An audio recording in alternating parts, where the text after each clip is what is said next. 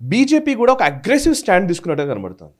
అదానీ విషయంలో వాళ్ళు ఏదైతే బ్లేమ్ చేసే ప్రయత్నం చేస్తున్నారో, అదానీ ఆయన ప్రధాని అని ఎక్కడైతే ప్రచారం చేస్తూ ఉన్నారు, same time George Soros and Rahul Gandhi ఏక్ హై అనే ఒక మాటని ఎక్కువ తీసుకెళ్తున్నారు. సోనియా గాంధీ, రాహుల్ గాంధీ వీళ్లకు జార్జ్ సోరోస్ ఫౌండేషన్స్కి ఉన్న లింక్స్, ఓసీసీఆర్పీ ఇష్యూని బయటకు తీసుకురావడం, ఖచ్చితంగా వీటి గురించి సంబిత్ పాత్ర విపరీతంగా మాట్లాడుతూ ఉన్నారు. డైరెక్ట్గా ఆయన ట్రేటర్ అనేసారు. Rahul Gandhi is a traitor అన్నాడు. ట్రేటర్ ఫస్ట్ ఆర్డర్ సంథింగ్ అట్లాంటిది, హైయెస్ట్ ఆర్డర్ సంథింగ్, భారతదేశంలోనే ఒక దేశ ద్రోహానికి సంబంధించినటువంటి వ్యక్తి అన్నట్టుగానే వాళ్ళు మాట్లాడుతున్నారు.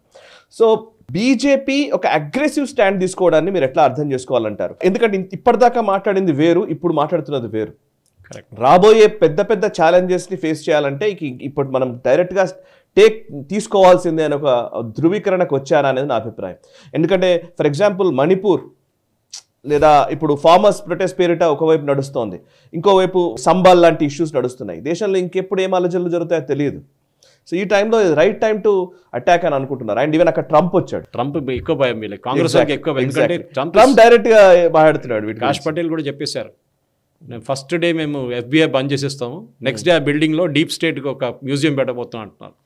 మ్యూజియంలో రాహుల్ గాంధీ, సోనియా గాంధీ ఫోటో ఉందా చూడాల్సి వస్తుంది. జార్జ్ సోరోస్ ఫోటో ఎట్లయినా ఉంటుంది, because they openly attack George Soros. George Soros funded మీడియానే మనకు న్యూయార్క్ టైమ్స్ కానీ, వాషింగ్టన్ పోస్ట్ కానీ, వీళ్ళందరూ యాంటీ ఇండియా ఆర్టికల్స్ కూడా రాస్తారు. Same publication including CNN were attacking, BBC was attacking Donald Trump also. So Trump మీద ఉన్న అక్యూజేషన్స్ అదే వీళ్ళు కూడా రిపీట్ చేశారు. ట్రంప్ చాలా క్లియర్గా చెప్పారు, ఈ డీప్ స్టేట్ని నేను వచ్చిన తర్వాత డిస్మాంటిల్ చేసేస్తాను. డీప్ స్టేట్ని డిస్మాంటిల్ చేయాలంటే బహుశా ఏం జరగబోతుందంటే జార్జ్ సోరోస్ని he might even get arrested in the US. మీరు చూస్తున్నాండి. Correct. Even though evenly a Jew, Hungarian Jew, ఆయనకు ఎక్కడో సిటిజన్షిప్ ఉంది, పారిపోతాడు అక్కడికి. కానీ ఇప్పుడు యాక్టివ్ లేడు, కొడుకు ఇప్పుడు యాక్టివ్ ఉన్నారు. So what ever said and done. ఎందుకంటే సోనియా గాంధీ రోల్ ఎక్కడ దీంట్లో చాలా క్లియర్, సాయి గారు చాలా క్లియర్ రోల్ ఉంది దీంట్లో. బికాస్ కో-ప్రెసిడెంట్ ఉన్నారు ఒక ఆర్గనైజేషన్, దాని పేరేంటి, forum of democratic leaders Asia Pacific, FDI-AP అనే ఆర్గనైజేషన్ ఉంది. దాని main funding George Soros and US state department. ఇక్కడ దాకా వస్తుందంటే ఈ పాస్ట్ కూడా మనం చూస్తాం. దీనికన్నా ముందు కూడా ఒకసారి వచ్చారు, సోరోస్ వచ్చి కలిసి వెళ్ళారు. ఎవరిని? BK నెహ్రూ వైఫ్ని, Fori Nehru. She is an Hungarian actually, like this guy, Soros లాగా అన్నమాట. వచ్చి I think it was somewhere in Chandigarh కలిసి వెళ్ళారు. He turns out Fori is actually BK Nehru Jawaharlal Nehru's cousin, Rahul Gandhi uncle వస్తారు, ఆంట్ తయారవుతారు ఫోరీ నెహ్రూ. సో కనెక్షన్స్ చాలా ఉన్నాయి, కనెక్టింగ్ ద డాట్స్ అంటారు ఇంగ్లీష్లో. సో డెఫినెట్గా India's ambassador BK Nehru, India ambassador USలో ఉన్నప్పుడు కూడా వీళ్ళు రిలేటివే అందరూ, నెహ్రూ ఫ్యామిలీయే. అప్పుడు కూడా this guy Soros was in deep touch with this guy. And definitely సోరోస్ని అటాక్ చేయడం అని బీజేపీ స్ట్రాటజీ చాలా మంచిది. ఎందుకంటే ఒకటి, పార్లమెంట్లో there is a opposite story నా. డెఫినెట్గా వీళ్ళు ఎక్స్పోజ్ చేస్తున్నారు డీప్ స్టేట్ ఎంత దాకా నడుస్తుంది. పార్లమెంట్ మొదలై కరెక్ట్ 1 వీక్ ముందు స్టోరీస్ వస్తాయి.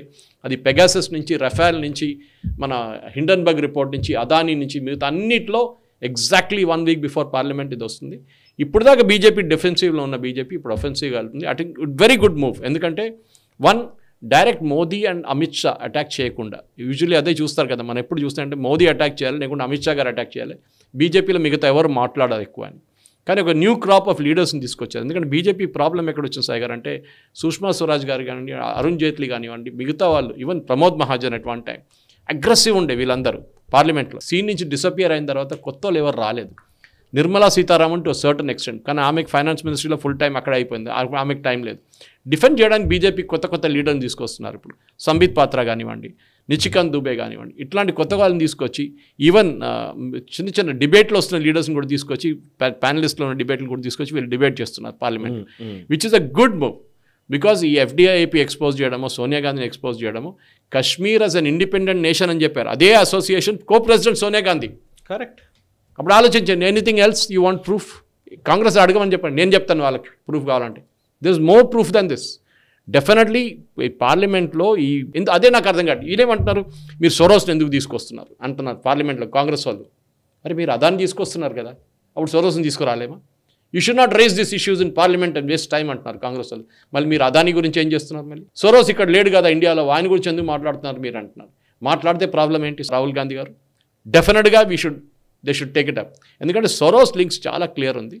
హీ హెస్ బిన్ ఫండింగ్, అందరికి తెలుసు, ఇక్కడ కాదు చాలా కంట్రీస్లో హీ హెస్ వెరీ క్లియర్. మన మోదీ కేసే చెప్పాడు కదా, I'm allotting $1 billion to bring democracy back in India. Because Adani has to be brought down. Because if Adani is down, Modi will come down. And open statement ఇచ్చిన మనిషి George Soros. దానికన్నా పెద్ద link ఏం కావాలి మళ్ళీ మీకు? చాలా clear. ఒక మెథాడికల్గా కూర్చొని మనం అనలైజ్ చేసే సాయి గారు ఒక లింక్ నుంచి లింక్ వస్తుంది. అసలు పెద్ద స్పైడర్ వెబ్ అది. మనం అనుకుంటాం these are all happening in isolated incident కాదు. దీని అన్నిటికీ ఒక కనెక్షన్ ఉంది.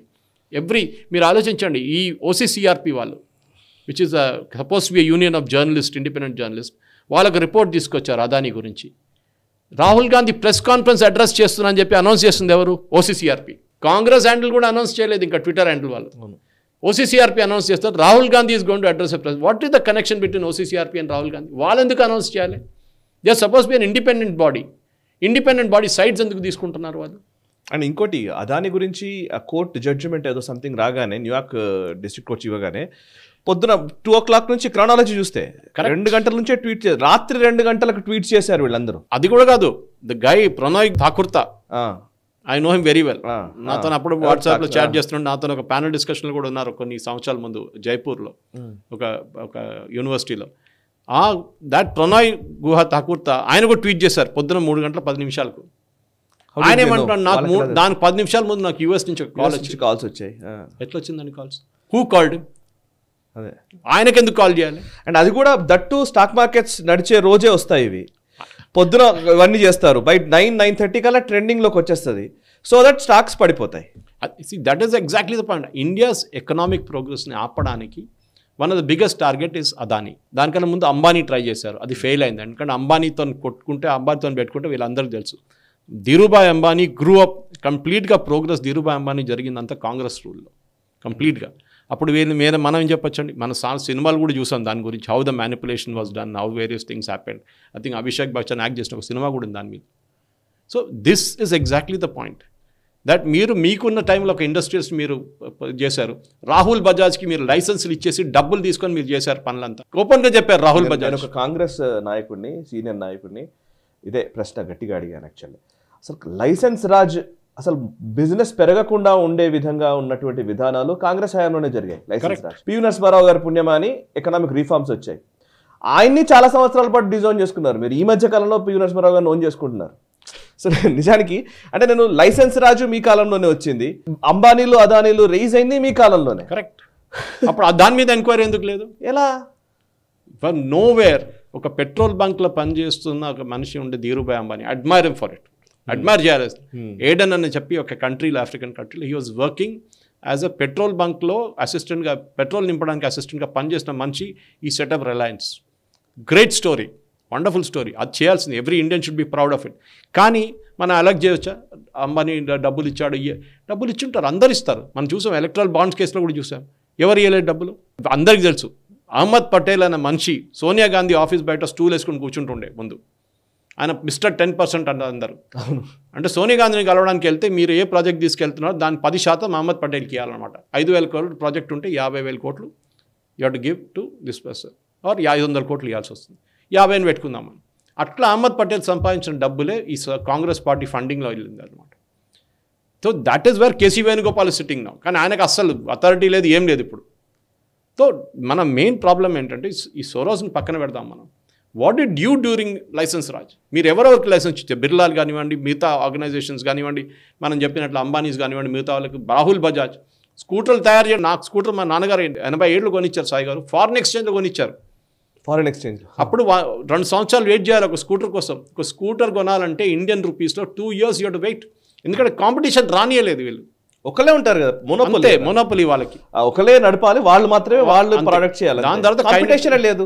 దాని తర్వాత ఓపెన్ అప్ చేసినప్పుడు కైనెటిక్ వచ్చినాయి, హీరో వచ్చినాయి, మిగతా అందరూ వచ్చేసారు. ఇప్పుడు వాళ్ళందరూ వాడుతున్నారు. ఇప్పుడు కూడా 87లో కొన్న స్కూటర్ మా ఇంటికాడ వాడింది. ఇప్పుడు 2000 నుంచి నేను కార్ కొన్న తర్వాత వాడలేదు. So I'm trying to say one example is సోరోస్ని తీసుకొచ్చినప్పుడు డెఫినెట్లీ సోరోస్ ఎక్కడ పెట్టాడు? $1 billion నేను ఇచ్చానని సోరోస్ చెప్తున్నాడు. ఎవరికి ఇచ్చారు $1 billion? ఎంతమంది జర్నలిస్ట్కి ఇచ్చారు? చాలా క్లియర్ లింక్ ఉంది. జర్నలిస్ట్, చాలామంది ఇండియన్ జర్నలిస్ట్కి వాళ్ళ లైఫ్ స్టైల్ చూడండి. వాళ్ళకి అసలు జాబ్ లేదు, ఏం లేదు, ఏదో ఒక 2 యూట్యూబ్ ఛానల్ మెయింటైన్ చేసుకుంటారు. వాళ్ళు మస్తు డబ్బులతో సంపాదించుకోడు. మీలాంటి వాళ్ళు మర్సిడీస్ కొట్టుకుంటారు. అదే అంటున్నా, మీలాంటి వాళ్ళు మర్సిడీస్ లెఫ్టిస్ట్ కంబైన్. అది ప్రణయ్ ఠాకూర్తా ఉండొచ్చు, అది బర్ఖాదత్ ఉండొచ్చు, రాజ్దీప్ సర్దేశాయ్ ఉండొచ్చు. The entire print, quint, scroll వీళ్ళందరినీ ఫండ్ చేస్తుంది వీళ్ళందే. కంప్లీట్గా మనకు తెలుసు news minute. Rajdeep Sardesai tweet చూశాను నేను. అసలు ఎంత ఆశ్చర్యం అంటే, అసలు ఎంత కోపం వస్తుందంటే, ఏమంటాడంటే జార్జ్ సోరోస్ 90 ఏళ్ళ 80 ఏళ్ళ ముసలాయన ఈ భారతదేశాన్ని, ఇంత పెద్ద దేశాన్ని డీస్టెబిలైజ్ చేయగలుగుతాడా? ఇదా మన డెమోక్రసీ? బట్ వాట్ ఎవర్ ఆయనకున్న జార్జ్ సోరోస్కు ఉన్నటువంటి సిస్టమ్ ఏంటి, ఆ ఎకో సిస్టమ్ని ఎలా రన్ చేస్తాడు, అసలు ఎన్ని కోట్ల రూపాయల, ఎన్ని బిలియన్స్ ఆఫ్ డాలర్స్ పెడుతున్నారు, పంప్ చేస్తున్నారు, ఆ మాత్రం తెలియకుండా 30-80 ఏళ్ళ ముసలోడు. వీళ్ళకెన్ని ఇట్లాంటివే ఉంటాయి. వరవర్రావుకేమో 80 ఏళ్ళ ముసలాయన, ఆయనకు బెయిల్ ఇవ్వరా? ఆయన చేసిన విధ్వంసం ఎంత ఎవడు అడుగుడు? అదే అండి సైగర్, the problem is very simple. డబ్బులు పెడితే ఎవరైనా కొనుక్కోవచ్చు. మోస్ట్ 95% to 98% జర్నలిస్ట్ని కొనుక్కోవచ్చు. పెద్ద పెద్ద మాటలు అంటారు, ఇండిపెండెన్స్ ఆఫ్ జ్యుడిషియరీ, అది ఇది అంటారు. కానీ వీళ్ళు చేసే పని ఏంటి? ఇట్లాంటి పనులు. డబ్బులు తీసుకొని రాస్తారు. ఇక్కడ కూడా 95% of journalist, including Telugu media, Malayalam media 99%. వీళ్ళు డబ్బులు తీసుకొని రాస్తారు. కానీ మాట్లాడేటప్పుడు పెద్ద పెద్ద మాటలు అంటారు. మోదీ అంటారు, డెమోక్రసీ అంటారు, బ్యాక్స్ మోదీ డెమోక్రసీని చంపేస్తున్నారు, మోదీ ఫినిష్ చేసేస్తున్నారు అంటారు. This entire funding ecosystem మనం చెప్పట్లేదు ఇది. Even president Trump is saying, నా ఎదుట వీళ్ళందరూ నడిపించారు క్యాంపెయిన్. సిఎన్ఎన్ కానివ్వండి, అక్కడున్న New York Times, Washington Post, Financial Times name చేశాడు ఆయన. వీళ్ళందరి దుకాణం నేను బంద్ చేస్తాను, నేను వస్తా అన్నాడు. క్యాష్ పటేల్ దానికే పెట్టాడు. క్యాష్ పటేల్ రాగానే చూడండి, ఎఫ్బీఐని ఫస్ట్ బంద్ చేస్తాడు, ఎఫ్బీఐ తను డీప్ స్టేట్ని బంద్ చేపిస్తాడు. దాంతో జార్జ్ సోరోస్ అక్కడి నుంచి పారిపోయి ఇంకెక్కడ పోయి ఉండబోతున్నాడు. డెఫినెట్గా జరుగుతుంది, చూడండి. అది వండర్ఫుల్ వండర్ఫుల్. ఐ విష్ తొందరగా జరగాలని కోరుకుంటున్నాను. ఈ వీడియో మీకు నచ్చినట్టయితే లైక్ చేయండి, 10 మందికి షేర్ చేయండి. అలాగే కామెంట్ల రూపంలో మీ అభిప్రాయాలను మాతో పంచుకోండి. Nationalist hub group of channels ను సబ్స్క్రైబ్ చేసుకుని తెలుగునాట జాతీయవాద జర్నలిజాన్ని ప్రోత్సహించండి. ఈ వీడియో కింద ఉన్న బెల్ ఐకాన్ పై క్లిక్ చేయడం మర్చిపోవద్దు.